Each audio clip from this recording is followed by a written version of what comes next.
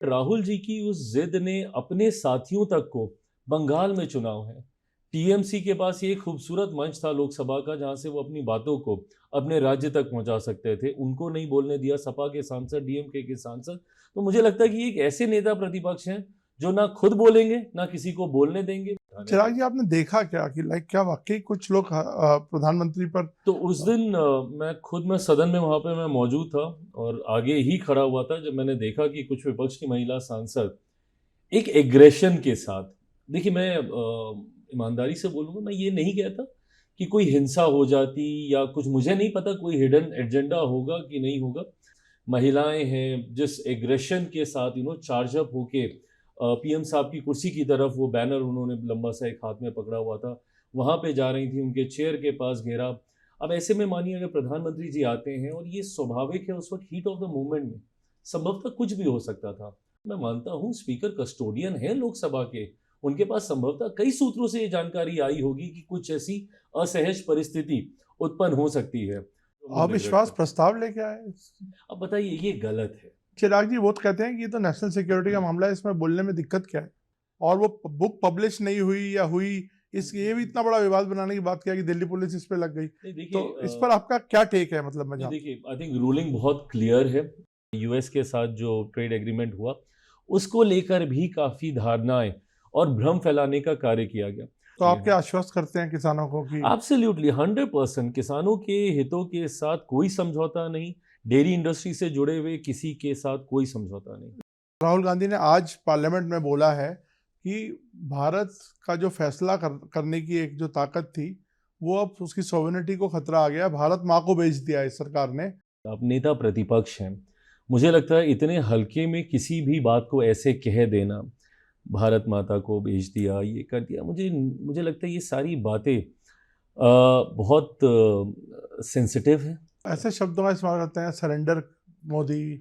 और वो जो बाहर आपने देखा, बिट्टू के साथ जो उनका वो हुआ कन्फ्रंटेशन, बिल्कुल। तो इसको किस तरह से तो राहुल, क्या आपको लगता है कि एक हल्की एलओपी के गरिमा को नहीं रख पा रहे हैं? कहीं ना कहीं राहुल जी उस पद को बहुत हल्का कर देते हैं जब वो ऐसी बातों को करते हैं। क्या आप लोग भी डिप्टी सीएमशिप की दावेदारी कर रहे हैं वहां पर नहीं बिहार में? बिल्कुल भी नहीं, बिल्कुल भी नहीं। बड़ी तस्वीरें वायरल होती हैं आपकी पार्लियामेंट से।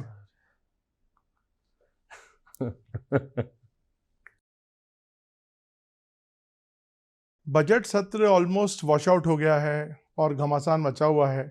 हमारे साथ आज बात कर रहे हैं यूनियन मिनिस्टर चिराग पासवान जी, जो एनडीए के एक मेन अलाई भी हैं और बड़े यंग और डायनामिक लीडर की तरह उभरे हैं।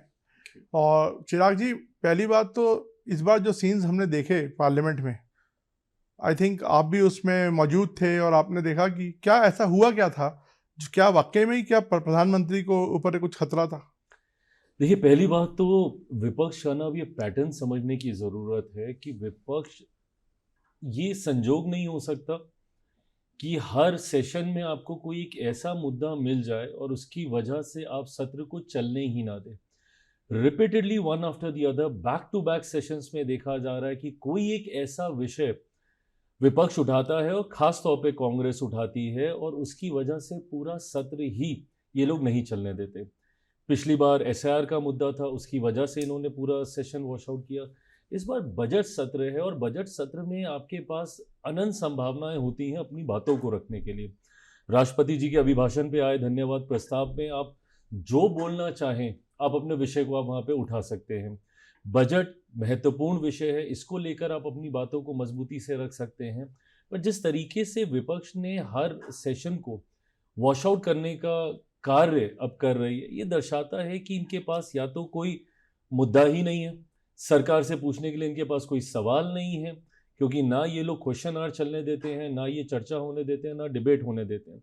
इस बार भी जिस तरीके से खासतौर पे नेता प्रतिपक्ष ने सिर्फ एक विषय को लेकर उन्होंने ऐसी जिद पकड़ी, और इसको जिद ही बोला जाएगा, कि जिस तरीके से मैं बोलूंगा तो सिर्फ मैं उस पर बोलूंगा। ऐसे में आपने ना खुद बोले, ना आपने किसी और को बोलने दिया। और मैं सिर्फ विपक्ष ही नहीं, मैं सत्ता पक्ष की भी बात कर रहा हूँ, हम लोग को भी अपनी और बहुत सारी बातें रखनी थी। मेरी अपनी अलग पार्टी है, दो I am in alliance with NDA, but मेरी अपनी अलग पार्टी है, लोक जनशक्ति पार्टी रामविलास, हमारे सांसदों ने तैयारी कर रखी थी, राष्ट्रपति जी के अभिभाषण पे आए धन्यवाद प्रस्ताव पे अपनी बातों को रखने को लेकर। तो इन्होंने चलने ही नहीं दिया। अभी ज़रूर पिछले एक दिन से थोड़ा बहुत बजट पे चर्चा होने लगी है, बट राहुल जी की उस जिद ने अपने साथियों तक को, बंगाल में चुनाव है, टीएमसी के पास ये एक खूबसूरत मंच था लोकसभा का जहां से वो अपनी बातों को अपने राज्य तक पहुंचा सकते थे, उनको नहीं बोलने दिया सपा के सांसद, डीएमके के सांसद।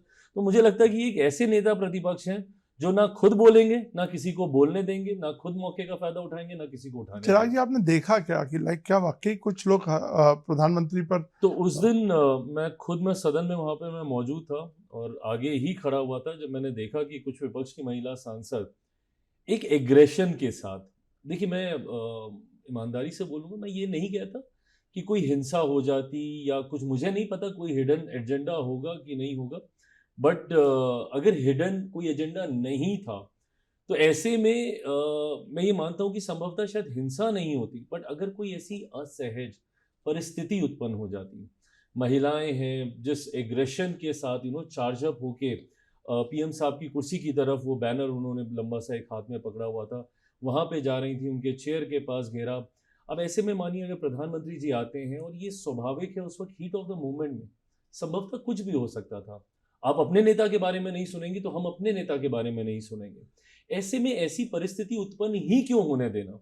मेरा बेसिक लॉजिक बस इतना है कि आपको उस लेवल तक चीजों को एग्रीवेट क्यों करना है जहां पे शायद कुछ ऐसा घट जाए जिसके लिए हम लोग उम्र भर रिग्रेट करें, उम्र भर लोकसभा के ऊपर कोई दाग लग जाए। और जब स्पीकर साहब ने इस बात का जिक्र किया, मैं मानता हूं स्पीकर कस्टोडियन है लोकसभा के, उनके पास संभवतः कई सूत्रों से ये जानकारी आई होगी कि कुछ ऐसी असहज परिस्थिति उत्पन्न हो सकती है। मैं तो बल्कि उनको धन्यवाद करूंगा कि उन्होंने प्रधानमंत्री जी को इस बारे में पहले से ही जानकारी दी और प्रधानमंत्री जी ने भी sensitivity of the whole situation, उन्होंने उसकी गंभीरता को समझा और नहीं आए। अगर आते तो शायद कुछ ऐसा हो जाता सर जो हम लोग रिग्रेट अविश्वास करते। प्रस्ताव लेके आए? अब बताइए, ये गलत है, ये गलत है। इतना भी आप अधीर नहीं होना चाहिए आपको कि एकदम से, और बार बार ये कहना कि बोलने नहीं दिया जा रहा, बोलने नहीं दिया जा रहा, रिपीटेडली कितने मौके एलओपी को मिले एंड फाइनली अब उन्होंने सदन में अपनी बातों को रखा ही। आपको कितने आपको मौके मिले, बट हर मौके पे आपकी वो जिद कि मैं बोलूंगा तो मैं सिर्फ इसी विषय पे बोलूंगा, इसी विषय पे बोलूंगा, उस चक्कर में आपने उस जो मौका आपको मिला था उसका आपने उपयोग ही नहीं आप कर पाए। बट चिराग जी, वो तो कहते हैं कि ये तो नेशनल सिक्योरिटी का मामला है, इसमें बोलने में दिक्कत क्या है? और वो बुक पब्लिश नहीं हुई या हुई, इस ये भी इतना बड़ा विवाद बनाने की बात किया कि दिल्ली पुलिस इस पे लग गई। नहीं देखिए, तो इस पर आपका क्या टेक है? मतलब मैं नहीं जानता देखिए, आई थिंक रूलिंग बहुत क्लियर है, रूल्स बहुत स्पेसिफिकली कैटेगोरिकली इस बात को एड्रेस करते हैं कि अगर आप सदन में कोई भी बात आप बोल रहे हैं तो वो ऑथेंटिक होनी चाहिए। जिस दिन, पहले दिन जब ये किसी आर्टिकल का रेफरेंस लेकर उस किताब की ये चर्चा कर रहे थे, तो उस दिन ये स्पष्ट नहीं था कि ये ऑथेंटिक है कि नहीं, और इसीलिए उस वक्त इनको टोका गया, चेयर के द्वारा भी टोका गया और काउंटर रक्षा मंत्री जी के द्वारा भी किया गया, गृह मंत्री जी के द्वारा भी किया गया कि ये ऑथेंटिक नहीं है, उसकी ऑथेंटिसिटी के ऊपर डाउट था। और ये नियम स्पष्ट कहते हैं कि जो ऑथेंटिक नहीं है उसके बारे में आप चर्चा नहीं कर सकते। हैविंग सेड दैट, जब इसको लेकर चर्चा शुरू हुई तो चेयर ने एक फ्रेश रूलिंग इसको लेकर क्लियर कट दी कि आप इस विषय पे नहीं बात कर सकते हैं। आपको वो विषय उठाना था, आपने उसको फ्लैग ऑफ कर दिया, नाउ मूव ऑन ना, आप बाकी चीजों को। पर 3-4 दिन बैक टू बैक जब आपको मौका मिल रहा है, आप यही विषय, मुझे लगता है चेयर सबसे ऊपर है उस सदन में। तो जब चेयर ने जब एक रूलिंग आपको दे दी इस विषय को लेकर, उसके बाद भी आपसे उसी विषय पे बात करेंगे तो ये तो फिर जिद है ना, चिराग हट जी, है। एक और बड़ी घटनाएं, मतलब जो ऐतिहासिक चीजें जो हुई भी हैं, जैसे यूएस ट्रेड डील हुई, उससे पहले यूरोपियन यूनियन के साथ ट्रेड डील हुई। आप यूएस ट्रेड डील स्पेसिफिकली को किस तरह से देखते हैं? आरोप है क्रिटिक्स का कि इसमें कुछ ऐसा ट्रेड ऑफ हुआ है जो इक्वल्स नहीं है, जो किसानों को भी नुकसान पहुंचा सकता है, पोल्ट्री को भी नुकसान हो सकता है। और हमारी कंट्री लार्जली एक एग्रेरियन कंट्री है जिसमें 50 से ज़्यादा % लोग किसानी करते हैं। राइट। तो उस पर क्या आपको लगता है, आपका टेक क्या है, आपकी पार्टी का क्या इस पर मौकूफ है? मैं सबसे पहले तो प्रधानमंत्री जी को धन्यवाद दूंगा कि जिस तरीके से one after the other with various countries हम लोगों ने एफटीए हम लोगों ने साइन करने का काम किया, जो मैं मानता हूं कि भारतीय उत्पादों के लिए वैश्विक ग्लोबली मार्केट्स को ओपन अप करेंगे। हमारे भारतीय पदार्थ देश के दुनिया के अलग अलग कोने में अपनी पहचान बना पाएंगे इसके माध्यम से। And as everybody calls it mother of all deal, EU के साथ जो हुआ, एक साथ 27 देशों के साथ जो हम लोगों ने एफटीए साइन किया, ये अपने में एक बहुत बड़ी उपलब्धि है जो कि लंबे समय से पेंडिंग चल रही थी, इसके ऊपर कोई नतीजा नहीं निकल पा रहा था। तो ये श्रेय ज़रूर प्रधानमंत्री जी को जाता है। उसके बाद ईयू के बाद फिर एक और डील का जिक्र हुआ, यूएस के साथ जो ट्रेड एग्रीमेंट हुआ, उसको लेकर भी काफ़ी धारणाएं और भ्रम फैलाने का कार्य किया गया। मेरी समझ के परे है कि विपक्ष को इतनी जल्दी, इतनी तत्परता इस विषय को लेकर क्यों हो जाती है कि जैसे ही किसी चीज़ की चर्चा हुई, आप तुरंत उसके अराउंड एक नैरेटिव सेट करने लग जाते हैं। अभी तक अधिकृत तौर पर सरकार की तरफ से कोई बयान नहीं आया, कोई उस पर चर्चा नहीं हुई, कुछ हम लोगों ने कहा नहीं, तब तक इन्होंने एक पूरा एक नैरेटिव सेट कर दिया कि ये एंटी एग्रीकल्चर है, हमारे किसानों को इससे नुकसान होगा, डेयरी इंडस्ट्री को इससे नुकसान होगा। जबकि बार बार हमारे प्रधानमंत्री जी के स्तर पर भी और हमारे कॉमर्स मिनिस्टर के स्तर पे भी इस बात को स्पष्ट तौर से कहा गया कि इसमें कोई कॉम्प्रोमाइज़, कोई समझौता ना हम किसानों से करेंगे, ना हम डेयरी से, बिकॉज ये दो सेक्टर में सबसे ज़्यादा इस नैरेटिव को स्टैब्लिश करने का प्रयास किया गया। आपको दूसरे क्या कह रहे हैं उस पर भरोसा हो जाता है, आपके देश के, आपके प्रधानमंत्री क्या कहते हैं, आपके अपने मंत्री क्या कहते हैं, उस पर आपको भरोसा नहीं होता। आप मुझे बताइए, इतना सेंसिटिव विषय है, देश की एक बड़ी आबादी किसानी से जुड़ी हुई है, अन्नदाता एक बड़ी आबादी में है, क्या कोई भी सरकार कोई ऐसा फैसला ले सकती है जो किसानों के हित में ना हो? 3, सवा 3, साढ़े 3 साल के बाद पुनः हम लोगों को चुनाव में जाना है। क्या कोई सरकार सूझबूझ से, अपनी समझ से ऐसा फैसला लेगी कि वो किसानों के हित में ना हो? जब किसानों ने वो 3 कानून भी आए थे, जब उन्होंने उसका विरोध किया, हम लोग भले उसको लेकर जो भी सोच सकते हो, बट उनके सम्मान, उनकी सोच का सम्मान करते हुए उसको भी हम लोगों ने विड्रॉ करने का काम किया। तो ऐसे में मेरी सरकार ही नहीं, कोई भी सरकार, मैं मानता हूं कल को विपक्ष वाले भी यहाँ पे होते, कोई ये हिम्मत नहीं कर सकता कि किसानों का अहित करके कोई वो एग्रीमेंट में जाए। तो ऐसे में, एंड मेरी भी मंत्रालय का, we are also allied yes ministry when it comes to agriculture, तो सुझाव हम लोगों से भी मांगे जाते हैं, मेरे मंत्रालय से भी इस विषय को लेकर चर्चा हुई। और इस बात को मैं पुनः दोहराता हूँ, कॉमर्स मिनिस्टर भी इस बात को कह चुके हैं, एंड उन्होंने तो स्पेसिफिक्स मेंशन करके बोला है, जिन जिन मक्का और इन सब चीज़ों को लेकर जो भ्रम फैलाए जा रहे थे, तो उन्होंने स्पेसिफिक्स क्लियर तो किए आप हैं। क्या आश्वस्त करते हैं किसानों को कि एब्सोल्युटली 100% किसानों के हितों के साथ कोई समझौता नहीं, डेयरी इंडस्ट्री से जुड़े हुए किसी के साथ कोई समझौता नहीं। लेकिन सर एक बात बताइए, एक्चुअली ये भ्रम फैला उस बात से जब यूएस से कुछ स्टेटमेंट्स आई, यूएस की कोई फैक्ट शीट्स आई, उसमें उन्होंने कुछ एक ब्रीफ रेफरेंस तो दिया हुआ है कि एग्रीकल्चर एंड एडिशनल प्रोडक्ट्स और पल्सेस, तो इससे थोड़ा भ्रम तो फैलता है। नहीं, बिल्कुल अब नहीं, भ्रम तो खैर फैलाया जाता है, भ्रम फैलता नहीं है। नहीं, ऐसा थोड़ी नहीं है मेरा कि गलत इस वर्ड का यूज हुआ है, हाँ, मतलब इससे थोड़ा संशय पैदा हो सकता है।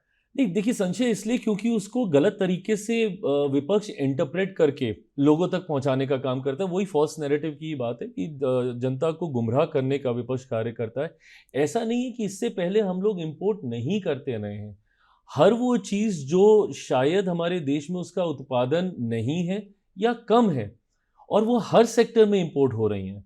बट ऐसे भ्रम फैला देना कि भाई हमारे जो मेजर सेक्टर्स हैं जिसमें हम एक्सपोर्ट बढ़ चढ़कर करते हैं, we are leading producers in various sectors इसमें, तो ऐसे में जहाँ पे हम लीड कर रहे हैं उसके लिए हम क्यों उसको खोलेंगे? तो ये भ्रम फैला देना, ऑफ कोर्स हम लोग इंपोर्ट करते हैं, काफ़ी चीज़ें हम पहले भी कर रहे थे, हम आज भी कर रहे हैं, बट अगर उसको आप इस दिशा में लोगों के बीच लेके जाएंगे कि हमने पूरा एग्रीकल्चर सेक्टर खोल दिया है और डेयरी में इनका इन्वॉल्वमेंट हो जाएगा, तो कतई सही नहीं है। सर आरजी ने राहुल गांधी ने आज पार्लियामेंट में बोला है कि भारत का जो फैसला करने की एक जो ताकत थी, वो अब उसकी सॉवरेनिटी को खतरा आ गया, भारत माँ को बेच दिया है इस सरकार ने।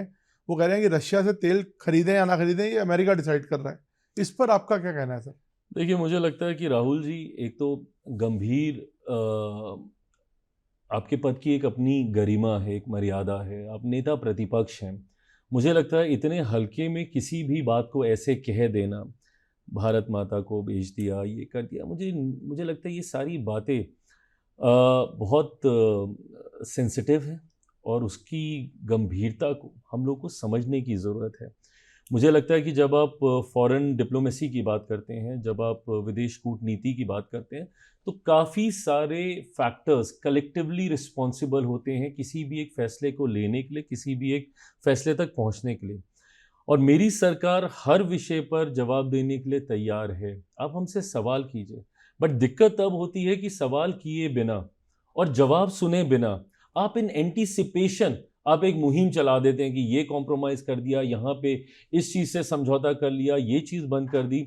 मुझे लगता है कि कम से कम एक चर्चा हो, और उस चर्चा के लिए सरकार ने कभी मना नहीं किया। आप नेता प्रतिपक्ष हैं, कभी भी अगर आपको ऐसा लगता है, when was the last time कि वो प्रधानमंत्री जी से उन्होंने मिलने का प्रयास किया हो और बैठकर इन तमाम बिंदुओं पर अपना पक्ष रखा हो और हमारा पक्ष जानने का प्रयास किया हो। उन्होंने हमेशा मीडिया का इस्तेमाल किया जनता के बीच भ्रम फैलाने को लेकर। उन्होंने हमेशा एक फॉल्स नैरेटिव सेट करने का प्रयास किया। रशिया का इन्वॉल्वमेंट, तेल को लेकर क्या है क्या नहीं, आप कीजिए सारे सवाल, सारे सवालों के आपको जवाब दिए जाएंगे। पर जब इंटरनेशनल मैटर्स होते हैं, ऐसे में मुझे लगता है कि ये राजनीति नहीं करनी चाहिए, क्योंकि दुनिया की नज़र होती है हमारे देश के ऊपर। ऐसे में जब हम डिवाइडेड दिखते हैं इंटरनेशनल इश्यूज़ को लेकर, तो मुझे लगता है कि वो हमारे देश को भी एक गलत छवि में दुनिया के सामने प्रस्तुत वो करता है। ऐसे शब्दों का इस्तेमाल करते हैं, सरेंडर मोदी। और वो जो बाहर आपने देखा बिट्टू के साथ जो उनका वो हुआ कन्फ्रंटेशन, बिल्कुल। तो इसको किस तरह से तो राहुल, क्या आपको लगता है कि एक हल्की एलओपी के गरिमा को नहीं रख पा रहे हैं? देखिए, मैं इतना मैं ज़रूर मानूंगा कि वो जिस पद पर हैं, उस पद की अपनी एक गरिमा है, एक अपना महत्व है। और कहीं ना कहीं राहुल जी उस पद को बहुत हल्का कर देते हैं जब वो ऐसी बातों को करते हैं। किसी को ट्रेटर बोल देना, गद्दार बोल देना, ज़रूरत नहीं है ना। आप जिस पद पर हैं, आपको क्या लेना देना इन सारे विषयों को लेकर। आप हमारे जब देश के प्रधानमंत्री के बारे में आप बात करते हैं, आप उनको सरेंडर कर दिया, कॉम्प्रोमाइज्ड हो गए। आप कैसी छवि हमारे प्रधानमंत्री की, नेता प्रतिपक्ष, ऑफ कोर्स आपके आपकी असहमति होगी कई विषय पर, और होनी भी चाहिए। लोकतंत्र की खूबसूरती ही यही है कि जहां सत्ता पक्ष का अपना मत है, तो वहीं विपक्ष का अपना मत है, और होना चाहिए बिल्कुल। ये दो अलग अलग सोच होनी चाहिए। पर मैं ये मानता हूं कि भारतीय भाषाओं में, और मैं भारत की हर भाषा का मैं जिक्र कर रहा हूं, भारतीय भाषाओं का शब्दकोश इतना खूबसूरत है कि आप कड़े से कड़ा प्रहार भी आप मर्यादित शब्दों में रहकर कर सकते हैं। क्या आपको नेता प्रतिपक्ष होने के नाते शोभा देता है ऐसे शब्दों का इस्तेमाल करना कि आपने सरेंडर कर दिया, आप कॉम्प्रोमाइज्ड हैं, आप गद्दार हैं, ऐसी भाषा, ऐसे शब्दों का? जबकि आप सेम प्रहार और उतनी इंटेंसिटी के साथ मर्यादित होकर भी आप कर सकते हैं। ऐसे में मैं यकीनन मैं मानता हूं कि इन्होंने अपने पद की गरिमा को काफी गिराने का काम किया। सर, अब थोड़ा बिहार के मुद्दों पर आते हैं कि अभी हमने देखा वहाँ पे बड़ी घटना हुई है एक मेडिकल स्टूडेंट के साथ। आपकी भी बिहार से पूरी राजनीति जुड़ी हुई है। किस तरह से आप लॉ एंड ऑर्डर को वहाँ पर आप देख रहे हैं? क्योंकि आप लोगों ने बड़ा मुद्दा बनाया था लॉ एंड ऑर्डर हमेशा, तो बिल्कुल। उसको अब आप किस तरह से देखते हैं? नहीं, बिल्कुल, देखिए, अगर कोई एक भी घटना घटती है, और मैं हमेशा I been very clear about this, मैं कतई कभी ये तर्क नहीं दूंगा that my crime is lesser than yours, that doesn't mean कि वो क्राइम नहीं है। अगर आज भी एक भी घटना घटती है मेरे राज्य में या देश के किसी भी कोने में, वो मेरी सरकार के लिए, किसी भी सरकार के लिए वो चिंता का विषय होना चाहिए। ऐसे में जिस घटना का आप जिक्र कर रहे हैं, वो इतनी निंदनीय है वो घटना। बट मैं ज़रूर मैं मानता हूँ, पहली बात तो ऐसी घटना घटनी ही नहीं चाहिए। सवालों के घेरे में जो भी कोई आया, हर किसी के ऊपर कार्रवाई हुई, भले वो प्रशासन से जुड़े हुए लोग हों या वो शासन से जुड़े हुए लोग हों, हर किसी के ऊपर कार्रवाई की गई। और मेरी सरकार, बिहार में हमारी सरकार ने इस बात को सुनिश्चित किया है, क्योंकि एक ये नैरेटिव भी कांग्रेस और राजद के लोग वहाँ पे फैलाने का प्रयास कर रहे थे कि संरक्षण दिया जा रहा है, अपने लोगों को बचाने का काम किया जा रहा है। तो जैसे ही तुरंत एसआईटी का गठन हुआ, और उसके बाद भी अगर किसी के मन में इस तरीके का संदेह था कि हो सकता है संभवतः किसी को बचाने का प्रयास हो रहा है, तो तुरंत हमारी सरकार ने सीबीआई जांच की सिफारिश की। स्वतः हम लोगों ने सिफारिश की कि इसकी सीबीआई जांच हो, और मुझे लगता है कि सीबीआई जांच एजेंसी गंभीरता से इसके हर पक्ष, हर पहलू की जांच कर रही है। इतना मैं ज़रूर कहूँगा कि we are also making it sure कि जो भी दोषी हो उसके ऊपर सख्त से सख्त कार्रवाई हो, ताकि भविष्य में ऐसी कार्रवाई को देखकर कोई ऐसी घटना को दोबारा अंजाम देने की सोच ना सर रखें। नीतीश कुमार को लेके भी कई तरह की भाषाओं का प्रयोग वहाँ पे किया जा रहा है और ये भी बोला जा रहा है कि उनकी हेल्थ को लेकर सवाल उठा रहे हैं, तो और कई कहा जा रहा है कि उनको हटा दिया जाएगा बंगाल इलेक्शन के बाद। इस पर आपको क्या कहना है? अब वही और दिक्कत है ना कि जब विपक्ष के पास कुछ होता नहीं है तो फिर ये सारी फालतू की बातें इनके ऊपर ध्यान केंद्रित करने का प्रयास किया जाता है। आप पूरे विधानसभा का कैंपेन आप देखिएगा, उसमें विपक्ष के द्वारा एक इम्पॉर्टेंट हथियार जो तैयार किया गया था हम लोग को काउंटर करने का, वो मुख्यमंत्री जी के स्वास्थ्य को लेकर ही था। रिपीटेडली हर मंच से राजद कांग्रेस के नेताओं ने उनके स्वास्थ्य को लेकर अशोभनीय टिप्पणी करने का उन्होंने काम किया। But eventually we saw that he was the one who was leading it from the front. जब बीच में 2 दिन चुनाव प्रचार, क्योंकि समय बहुत कम मिला था और उसमें 2 दिन बहुत महत्वपूर्ण थे, जब मौसम बहुत खराब था, मुख्यमंत्री जी सड़क मार्ग से जाकर उन्होंने प्रचार करने का काम किया, जबकि मौजूदा नेता प्रतिपक्ष 2 दिन तक वो घर से बाहर नहीं निकले थे। अभी भी आज भी चुनाव जीतने के बाद मुख्यमंत्री यात्रा पर हैं, हर जिले में जाकर वो सुनिश्चित कर रहे हैं कि योजनाएं धरातल पर उतर रही हैं, गुणवत्ता से कोई समझौता तो नहीं हो रहा, तमाम चीज़ें। और नेता प्रतिपक्ष लंबे समय तक गायब, ना वो पिछले सत्र में दिखे। इस बार जब विधानसभा का स्थापना दिवस भी था, जिसमें स्पीकर साहब, केंद्रीय पार्लियामेंट्री अफेयर मिनिस्टर, सब लोग बिहार गए, उसमें भी उनकी मौजूदगी नहीं थी। तो ये दर्शाता है कि गंभीरता का अभाव पूरी तरीके से नेता प्रतिपक्ष में। मैं तो मुझे लगता है कि शायद नेता प्रतिपक्ष are just rubbing on to each other, whether he is the central one और इन माई स्टेट। सो दोनों की कार्यशैली एक जैसी ही हो रही है। अब मैं आखिरी पड़ाव पर आ रहा हूँ सर, आखिरी कुछ सवाल। क्या आप लोग भी डिप्टी सीएमशिप की दावेदारी कर रहे हैं वहाँ पर बिहार नहीं, में? बिल्कुल भी नहीं, बिल्कुल भी नहीं। मैंने हमेशा इस बात को कहा है, मेरे लिए कोई पद नहीं मायने नहीं आपके नहीं, रखता। मतलब पार्टी के लिए आप। नहीं, मैं पार्टी का मैं जिक्र कर रहा हूँ। मैं जब अपनी बात कर रहा हूँ, मैं तो एट द सेंट्रल लेवल मैं अपना जिक्र कर भी नहीं रहा था। मैं पार्टी को भी डिप्टी सीएम का कोई पद नहीं चाहिए। मुझे लगता है कि आज की तारीख में एक अच्छा इकोसिस्टम तैयार है। 2 अनुभवी उप मुख्यमंत्री हैं जिनको लंबा अनुभव हो चुका है और मुख्यमंत्री जी के अनुभव की कोई तुलना ही नहीं कर सकता। लगभग पिछले 2 दशक से वो प्रदेश के मुख्यमंत्री रहे। तो मुझे लगता है कि एक अच्छा सिस्टम वहाँ पे तैयार हो रखा है। मेरी पार्टी को 2 महत्वपूर्ण मंत्रालयों की जिम्मेदारी दी गई है। तो ऐसे में ना उप मुख्यमंत्री पद हम लोगों ने मांगा है, ना उसकी इच्छा है।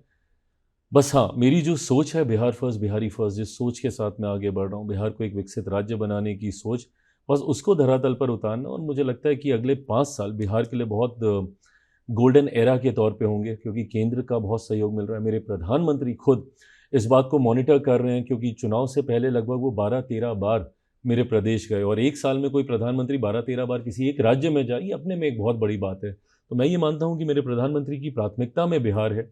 और प्रधानमंत्री जी और मुख्यमंत्री जी की जोड़ी भी बहुत खूबसूरत है। और मुझे लगता है कि दोनों के प्रयास से अगले 5 साल बिहार एक नए पड़ाव की ओर अग्रसर हो रहा है। सर यूजीसी का भी हमने एक बड़ा विवाद देखा, स्टूडेंट्स के हित जुड़े थे, अब स्टे लग गया हालांकि उस पे रूलिंग्स पे, तो कैसे आपका क्या पक्ष था इस बात पे? देखिए, इस पे पक्ष विपक्ष की बात नहीं है। ये एक विषय आया जिसको लेकर यकीनन एक वर्ग की चिंताएं थी। बहरहाल मैं ये मानता हूँ कि ये विषय विचाराधीन है। इसके ऊपर माननीय न्यायालय के द्वारा इस पर रोक लगा दी गई है, तो ज़्यादा इस पर टिप्पणी करना उचित नहीं होगा। बट मैं इतना मैं ज़रूर कहूँगा कि एज यूनिवर्सिटी मैनेजमेंट की ये जिम्मेदारी बनती है कि किसी के साथ भी किसी तरीके का कोई अन्याय ना हो, किसी तरीके का भी भेदभाव। मैं 21वीं सदी का पढ़ा लिखा युवा हूँ और मैं इस बात को मानता हूँ कि किसी भी तरीके का discrimination, whether it's on the basis of caste, it's on the basis of religion, it's on the basis of region, it's on the basis of language, किसी भी तरीके का डिस्क्रिमिनेशन हमारी ग्रोथ को हैम्पर करता है। और हमको सुनिश्चित करना है, ये बच्चे ही हमारा भविष्य हैं। ऐसे में अगर इनके साथ किसी भी तरीके का भेदभाव होगा तो हम अपने भविष्य के साथ खिलवाड़ कर रहे हैं, और ये कतई नहीं होने देना चाहिए। लास्ट क्वेश्चन, हमेशा आप इस क्वेश्चन से बचने की कोशिश करते हैं, मना कर देते हैं। बड़ी तस्वीरें वायरल होती हैं आपकी पार्लियामेंट से।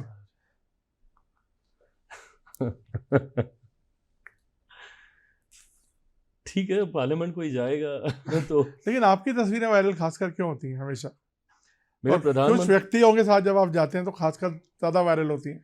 मेरे लिए ये गर्व की बात है कि मेरे प्रधानमंत्री ने इस बार जब एनडीए पार्लियामेंट्री पार्टी की जब बैठक हो रही थी जिसमें एनडीए के तमाम सांसद लोकसभा राज्यसभा के मौजूद थे, तो उन्होंने अपने संबोधन में मेरा नाम लेकर उन्होंने कहा कि चिराग जिस सिंसियरिटी के साथ पार्लियामेंट में रहते हैं और इनकी उपस्थिति जितनी ज़्यादा रहती है, बल्कि जब वो हाजीपुर कैंपेन के लिए भी आए थे तो उस वक्त भी उन्होंने बहुत देर तक इस बात का जिक्र किया कि मैं चिराग को देखता था, पूरा समय वो लोकसभा में बैठते थे। And which is true also, 14 से 19 तक मेरी 100% अटेंडेंस रही थी।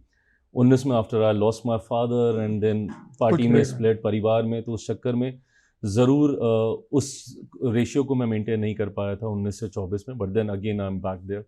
तो प्रधानमंत्री जी ने इस बात की तारीफ़ की। तो मैं कहना ये चाह रहा हूँ कि जो पार्लियामेंट जाएगा रेगुलर रहेगा तो वही दिखेगा। अब वो जिस तरीके से दिख रहा अच्छा, है वो अलग आपने बात है। अच्छा डिफ्लेक्ट किया। Thank you sir, thank you so thank much for you, talking sir. Thank you.